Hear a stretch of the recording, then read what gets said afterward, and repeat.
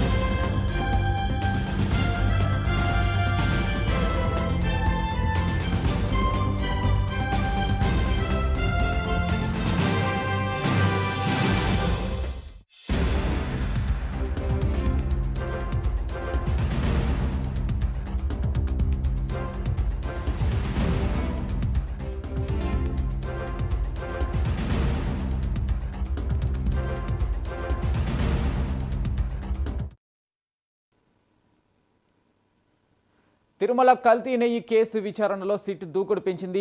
TTD మాజీ chairman YV సుబ్బారెడ్డికి notice జారీ చేసింది. ఈ నెల 13న విచారణకు రావాలని నోటీసులో సిట్ పేర్కొంది. అనారోగ్య కారణాల వల్ల వెంటనే విచారణకు రాలేనని, ఈ నెల 20న విచారణకు హాజరవుతానని వైవి సుబ్బారెడ్డి సిట్కు చెప్పినట్టు తెలుస్తుంది. ఈ కేసులో ఇప్పటికే 24 మంది మీద కేసు నమోదు చేసిన సిట్ 10 మందిని అరెస్టు చేసింది. ఇటీవల 2 రోజుల పాటు మాజీ టీటీడీ ఈవో ధర్మారెడ్డిని సైతం సిట్ అధికారులు విచారించారు. ఇక దీనిపై పూర్తి అప్డేట్ మా ప్రతినిధి రవివర్మ అందిస్తారు. రవివర్మ, చెప్పండి, వైవి సుబ్బారెడ్డి విచారణకు కాలేనున్న నేపథ్యంలో అక్కడి నుంచి హైదరాబాద్కి వచ్చి విచారణ చేపట్టే అవకాశం ఉందా? ఏంటి పూర్తి అప్డేట్ చెప్పండి. ఎస్ వెంకట్, తిరుమల శ్రీవారి లడ్డు ప్రసాదాల్లో గత ప్రభుత్వ హయాంలో కల్తీ నెయ్యి జరిగినటువంటి విషయాన్ని అప్పటి డిప్యూటీ సీఎం పవన్ కళ్యాణ్ ప్రస్తావిస్తూ కల్తీ నెయ్యి వ్యవహారం బట్టబయలు చేస్తామని చెప్పి ప్రకటించారు. ఆ నేపథ్యంలోనే ఇవాళ కల్తీ నెయ్యి వ్యవహారం బట్టబయలైంది. ముఖ్యంగా కల్తీ నెయ్యి వ్యవహారంలో దాదాపు 24 మందికి సిట్ అధికారులు అయితే నోటీసులు జారీ చేశారు. ఈ నోటీసుల నేపథ్యంలోనే బోలే బాబా డైరీ ప్రతినిధులను సైతం అరెస్ట్ చేశారు. అయితే ఇటీవల కల్తీ నెయ్యి వ్యవహారంలో వైవి సుబ్బారెడ్డి పిఏ అప్పన్నను కూడా అదుపులోకి తీసుకుని విచారించి అతను కూడా అరెస్ట్ చేశారు.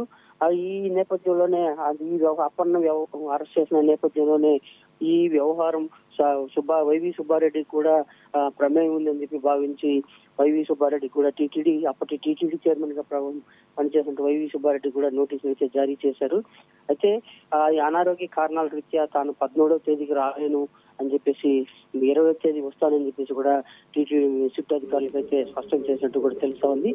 అయితే ఇదే నేపథ్యం, ఈ క్రమంలోనే ఇది గత 2 రోజుల క్రితం అప్పటి టీటీడీ ఈవోగా పనిచేసినటువంటి ధర్మారెడ్డిని సైతం అధికారులు అయితే విచారించారు. దాదాపు 2 రోజుల పాటు విచారించారు. మొదటి రోజు సిట్ అధికారులు అడిగిన ప్రశ్నలకు సరైన సమాధానం చెప్పకపోగా 2వ రోజు అన్ని ప్రశ్నలకు సమాధానం చెప్పినట్లు కూడా తెలుస్తా ఉంది. అయితే ఈ సిట్ విచారణ నేపథ్యంలో మరింత మందిని కూడా అరెస్ట్ చేసే అవకాశం ఉందని కూడా తెలుస్తా ఉంది. ఈ సిట్ విచారణ నేపథ్యంలోనే వైవి సుబ్బారెడ్డి కూడా మొదట 7వ తేదీన రమ్మని చెప్పి నోటీసులు అయితే జారీ చేశారు.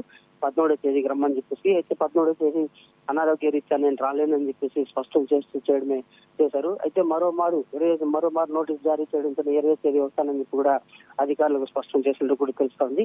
అయితే 20వ తేదీన హైదరాబాద్ కి వస్తారా, లేదంటే ఇక్కడ తిరుపతిలోని సిట్ విచారణ కార్యాలయానికి వస్తారా అనేది కూడా ప్రశ్నార్థకంగా ఉంది. అయితే సిట్ అధికారులు మాత్రం 20వ తేదీన వస్తానని చెప్పారు కాబట్టి ఆ తేదీ వరకు వెయిట్ చూస్తారు.